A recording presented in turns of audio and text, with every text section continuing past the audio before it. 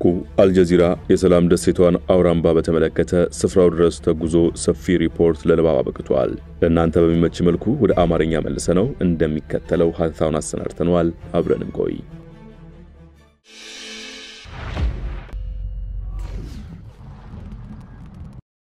አካባቢው በ1964 ዓመተ ምህረት በዙምራ ኑሮ የተመሰረተ ነው። የእኩልነት፣ የመከባበር፣ የመደማመጥና የመቻቻል ምሳሌ ሆነ የኢትዮጵያ ክፍል ነው። የአካባቢው ስመጥሩም ከሆነባቸው አመክንዮች አንዱ በማህበረሰብ ውስጥ ለአንድ ወገን የተለየ ስራ ለመኖሩ ነው። የሴቶች ስራ እንዲሁም የወንዶች ስራ የሚለውን ክፍፍል አይቀበሉትም። በሴቶችና ወንዶች መካከል ጾታን መሰረት ያደረገ የስራ ክፍፍል አለመኖሩን አንዱ መገለጫ ነው። እኩል ሐሳብን መግለጽና ውሳኔ መስጠት ሌሎች መገለጫዎቹ ናቸው። በአንድ ቤት ውስጥ ወንድም ሴት ልጅ እኩል የትምህርት ዕድል እንዲያገኙም ይደረጋል። በማህበረሰቡ ደንብ መሰረት 18 ዓመት የሆነው ሰው ስራ ይይዛል። በሽመና፣ በቤት ውስጥ መገልገያ ቁሳቁሶች ስራና በሌሎችም ዘርፎች እንደየሰው ችሎታ ኃላፊነት ይቸራል። በተለያየ የሙያ ዘርፍ የሚሰማሩ ሰዎች አንዳቸው እንዳዛዥ ሌላቸው እንደታዛዥ አይተያዩም። ለምሳሌ አመራር ላይ የሚቀመጠው ሰው ስልጣን አለኝ ብሎ ወደታች ያለውን ህዝብ አይጫንም። ሰው ስልጣን ላይ ሲቀመጥ የህዝቡ ተሸካሚ ነው ተብሎ ይታሰባል። እምነታቸው ፍቅር፣ ሃይማኖታቸው ስራ እንደሆነ የሚገልጽ ሙዚቃም ተቀንቅኖላቸዋል። አውራምባ ይህች የፍቅርም የሥራም ተምሳሌት የሰላምና እኩልነት ቀንዲል የሆነች ስፍራ ግን ባለፉት ዓመታት በፌደራል መንግስት አካላትና ፋኖ ታጣቂዎች ጦርነት ምክንያት የደረጀው ሰላሟ ተነጥቋል። አልጀዚራ አውራምባን ሰላም ሁኔታ በተመለከተ ሰፊ ዘገባን አሰራጭቷል። ዘገባው እንዲህ ይጀምራል። የ30 ዓመቷ አረጋሽ ኑሩ የአካውንቲንግ ባለሙያና አስጎብኚ ናት። ወደ አረንጓዴያማውና ተዳፋታሙ ስፍራ በመጠቆም በቁጭት ተውታ ከዚህ በፊት ከኮረብታው ላይ ጀንበር ስትጠልቅ እናይ ነበር ትላለች። ከእንግዲህ በኋላ ግን ይሄለም ስትልም ታክላለች። እንዳረጋሽ ከሆነ በአሁኑ ጊዜ የመንደሩን ደህንነት ትቶ መሄድ አስቸጋሪ ነው። አልፎ አልፎ የተኩስ ሩምታ ይሰማል። የቄው ሰዎች ይታገታሉ።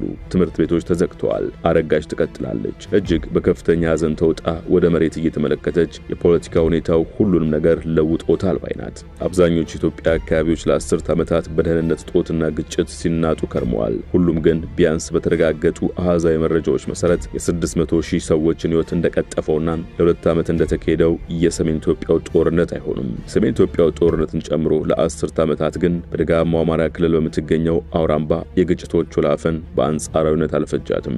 አውራምባ ግጭት አፈታት በዲሞክራሲያዊ መንገድ በሚመረጡ መሪዎች በአንደበት ብቻ ሳይሆን በድርጊት በተገለጠ የጾታ እኩልነት የተለያዩ ዕውቅናዎች ተችሯታል። የኢትዮጵያ መንግስትን ጨምሮ የተባበሩት መንግስታት፣ ቀይ መስቀልና ኦክስፋም ያሉ ባለስልጣናት እነዚህን ምሳሌ የሆኑ ባህሎች በስፍራው ተገኝተው ታድመዋል። ይሁንና እንደ ላሊበላና የጎንደር አብያተ መንግስታት መናኸሪያ በሆነው አማራ ክልል ባለፉት 2 ዓመታት ደም አፋሳሽ ጦርነት በመንግስት ጸጥታ ኃይሎችና ፋኖ ታጣቂዎች መካከል እየተካሄደ ነው። በሚያዝያ 2015 ዓ.ም በጠቅላይ ሚኒስትር አብይ አህመድ የሚመራው መንግስት የክልል ልዩ ኃይሎችን አፍርሼ ወደ መደበኛ ጸጥታ መዋቅር ቀላቅላቸዋለሁ ሲል እርምጃ መውሰድ ከጀመረ በኋላ በሁለቱም ተፋላሚ ወገኖች በኩል ጾታዊ ጥቃቶችና የዘፈቀደ ግድያዎች መፈጸማቸውን አልጀዚራ አመልክቷል።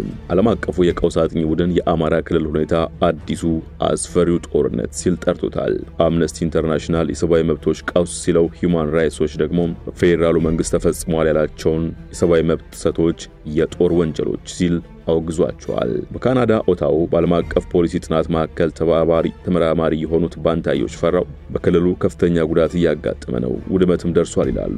ሰላማዊ የኢትዮጵያ አካባቢ አውራምባም ከተባባሰው ግጭት በሚወነጨፉት የተኩስ ርምታዎች መካከል ገብቷል። አረጋሽ ኑሩ በአውራምባ ህብረት ሥራ ማህበር አባል ናት። ይህ ስብስብ የሚያገኘውን ገቢና ግብአት ሁሉንም አንድ ላይ ያጠራቅማል። በጋራ አጠራቅሞ ያበጀውን ወረትም ለአዛውንቶች መጦሪያ፣ ለወላጅ አልባ ህጻናት ማሳደጊያና እርዳታ ለሚያስፈልጋቸው ሰዎች ላሉት ፕሮጀክቶች ያውሉት ነበር። ነገር ግን ትላለች አረጋሽ፣ ነገር ግን በአንድ ወቅት የበለጸገው ራሱን ችሎ የቆመው ኢኮኖሚ አሁን በአፍጢሙ ተደፍቷል። ዛሬን ያድርገውና ከውጭና ሀገር ውስጥ የሚመጡ በሺዎች የሚቆጠሩ ጎብኚዎች፣ ተማሪዎች በየዓመቱ ወደ አውራምባም ይጎርፉ ነበር። በአካባቢው የተሰራው ሎጅ አርፈው ማህበረሰቡ የሰራው የእጅ ስራ ውጤትም ይሸምቱ ነበር። ነገር ግን በቅጽበት ይሁሉ ገቢ ተኖ ጠፍቷል። የ25 ዓመቱ ወርቅ ሰው መሐመድ ሌላኛው የአውራምባ አስጎብኚ ሲሆን ከዚህ ቀደም ብዙ የውጭ ሀገር ጎብኚዎች ይመጡ ነበር ሲል ልክ እንዳረጋሽ ሁሉ በቁጭት ያስታውሳል። ለጎብኚዎች ያለንን የሰላም ታሪክ ስናካፍላቸው ስንጫወት በጣም እንደሰት ነበር። አሁን ምንም የለም። ለእነርሱም ቢሆን እዚህ መምጣቱ እጅግ አደገኛ ነው ሲል ለዜና ምንጩ ተናግሯል። ክልሉ በከፍተኛ ስርዓት አልበኝነት በተደራጁ ቡድኖች ስርፊያ እየተናጠ እንደመሆኑ መጠን የአውራምባ ማህበረሰብ አባላት እንኳን እንደ በቆሎ፣ ጤፍ ያሉ የግብርና ምርቶችን ገበያ ወጥቶ ለመሸጥ እጅጉን ይፈራሉ።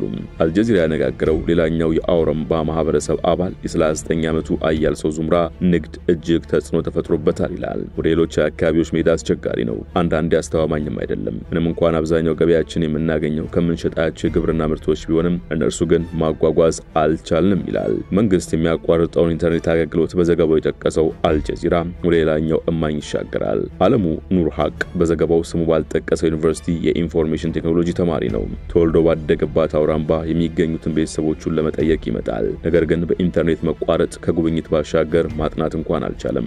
አለሙ እዚህ ምንም ነገር ለመስራት አስቸጋሪ ነው ይላል። እንደ አውሮፓውያን አቆጣጠር በ2019 ግማሽ በጀቱን በመሸፈን ያስገነቡትንና ለመንግስት የሰጡት ትምህርት ቤት ተዘግቷል። ይህ ደግሞ ከመንግስት ጋር ግንኙነት እንዳላቸው ተደርጎ እንዲወሰዱ ሆኗል። ባለፈው ዓመት ወደ ስፍራ የመጡት የፋኖ ታጣቂዎች ትምህርት በአፋጣኝ እንዲቋረጥ አዟል ሲል ይቀጥላል ዘገባው። አያልሰው ዙምራ ስለዚህ ጉዳይ ሲናገር መንግስት ትምህርት እንዲቀጥል ይፈልጋል። መንግስትን የሚፋለሙት የፋኖ ኃይሎች ግን መማር ማስተማር እንዲኖር አይፈልጉም። ግጭት ሁሉም ላይ ጫና አሳድሯል በማለት አስረድቷል። ባለፈው ዓመት በሽብር በተናጠችው አውራምባ እገታ ተፈጽሞ ነበር። ነገሩ እንዲህ ነው።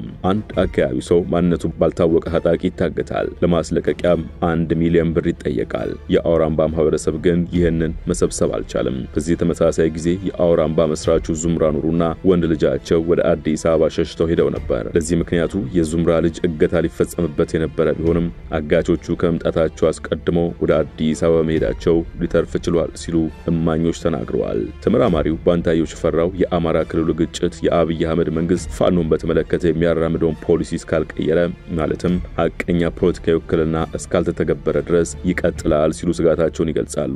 አክለውም አብይ በሚመሩት የቋንቋ ፌደራሊዝም መንግስት ውስጥ አማራ በመላእት አልተወከለም። የጠቅላይ ሚኒስትሩ መንግስት ቃሉን አልጠበቀም። ሰውየው በብቸኝነት ስልጣኑን ጠቅልለው ይዘውታል። የአንድ ሰው ተውኔት ነው ማለት ይቻላል ሲሉም በይነውታል። የተባበሩት መንግስታት ሰብአዊ መብቶች ከፍተኛ ኮሚሽነር ጽፈት ቤት ለአውሮፓውያን አቆጣጠር ሰኔ 2024 ባወጣው ሪፖርት የፌደራል መንግስት ጸጥታ ኃይሎች ማሰቃየት፣ ከህግ ውጪ ግድያ፣ በሰላማዊ ሰዎች እልቂት፣ አስገድዶ መድፈር እንዲሁም የፋኖ ታጣቂዎች ሰላማዊ ሰዎችን በመግደል የሲቪል ሰዎች የሚጠቀሙበት መሰረተ ልማትን በማውደምና በዘፈቀደ ስር ወንጅሏቸዋል። በዚህ ጦርነት ምክንያት ከ4 ሚሊዮን በላይ ተማሪዎች ከትምህርት ገበታ ውጪ ናቸው። ተመራማሪው ለአልጀዚራ የመፍትሄ ምክረ ሐሳቦችን ሲለግሱ እስካሁን ባየነው ወታደራዊ ዘመቻ የአማራ ክልሉን ቀውስ አልፈታውም። ስለዚህ በፖለቲካ ልሂቃን መካከል ግልጽ ውይይት ያስፈልጋል። ግጭቱ በዚሁ ከቀጠለ የጉዳቱ መጠን ከፍተኛ ቀውስ ያስከትላል። የሀገር ፍርሰት ደግሞ ለቀጣናው የደህንነት ምንጭ ይሆናል ሲሉ አስጠንቅቀዋል።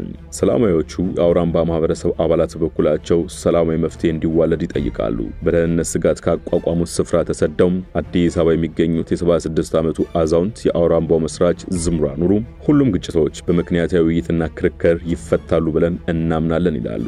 መስራቹ ዙምራ ወደ ኋላ ተመልሰው ታሪክ ሲያስታውሱ አውራምባ በፖለቲካ እሳት ስትገረፍ የመጀመሪያው አይደለም። በ1980ዎቹ መጀመሪያ በኮሎኔል መንግስቱ ኃይለማርያም የሚመራው ደርግ መንግስት ተቃዋሚዎችን ትደግፋላችሁ በሚል ከሷቸው እነርሱም ከደርግ ለማምለጥ መሰደዳቸውን አውስተዋል። ተሳዳጆቹ የቄው ሰዎች ከዚህን ጊዜ በኋላ ወደ አውራምባ የተመለሱት ኢህአዴግ ደርግን ጥሎ አዲስ አበባ ከገባ 2 ዓመታት በኋላ በ1985 ዓመተ ምህረት ነበር።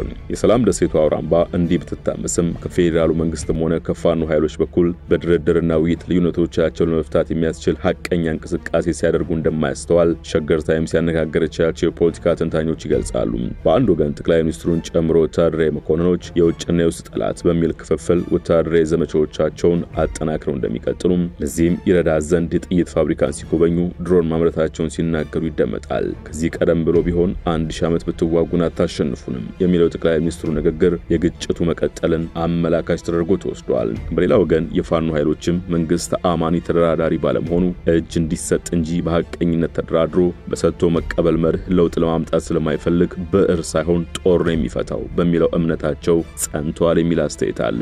ሁለቱ ተፋላሚዎች እንዲህ ቢቀጥሉም የአማራ ክልል ህዝብ ግን 4 ሚሊዮን በላይ ልጆቹ ከትምህርት ተቆራርጠውበት ከአራስ ህፃን እስከ አዛውንት በሺዎች የሚቆጠሩት እየሞቱበት በ10 ሺዎች የሚቆጠሩት ተፈናቅለውበት ቢሊዮን ዶላሮች ወድመውበት ግጥቅሉ መደበኛ ህይወት ተስተጓጉሎበት ነገን በተስፋ እየጠበቀ መሆኑን የአውራምባ ሰዎች ምስክር ይሆናሉ። ወድ የሸገር ታይምስ ተከታታዮች የአልጀዚራ ሪፖርት መነሻ በማድረግ ለዛሬ ያሰናዳንላችሁ ጥንቅር በዚሁ ተቋጭቷል። ስለተከታተላችሁን አመሰግነን። ጤና ይስጥልኝ።